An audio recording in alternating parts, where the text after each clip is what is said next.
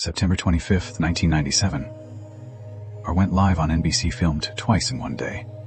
Coast to coast, 0.42 million people tuned in.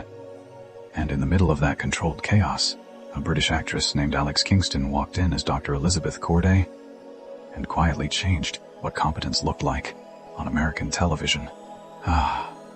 From her first scene, Corday confused everyone. She asked nurses to bleep doctors instead of paging them. She ordered an FBC instead of a CBC. She introduced herself as Miss Corday, the proper British title for a surgical fellow. When people looked confused, she didn't explain. She expected them to keep up.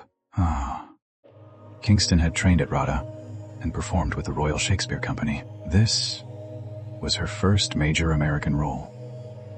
She was joining George Clooney, Anthony Edwards, Juliana Margulies, a cast with 3 seasons of chemistry already built. She didn't try to match their rhythm.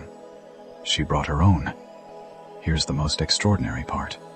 The show never asked her to trade sharpness for likability. In the OR, she was uncompromising. She corrected colleagues mid-procedure. She stood her ground against the abrasive Dr. Romano. She earned respect through precision, not warmth. Her romance with Dr. Peter Benton, the brilliant, emotionally distant surgeon played by Eric LaSalle, was groundbreaking not because it made a statement, but because it didn't. 2 fiercely independent professionals finding tenderness with each other. When that ended, her bond with Dr. Mark Green became the show's emotional core, because the writers never reduced her to a love interest. Corday didn't need Mark. She chose him. When he was diagnosed with a terminal brain tumor, the devastation landed, because the foundation was real. When Green died in Hawaii, Corday didn't collapse into grief. She returned to work. She fought for patients. She clashed with colleagues. Kingston played grief, not as breakdown, but as sharpened edges, the same competence, now with something harder beneath it.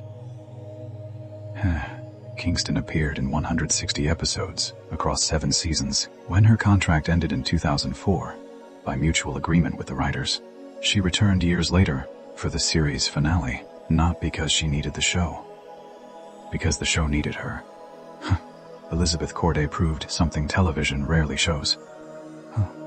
Woman can be brilliant, difficult, foreign, uncompromising, and deeply loved all at the same time. She never apologized for her accent, never dumbed down her terminology, never made herself nicer for anyone's comfort.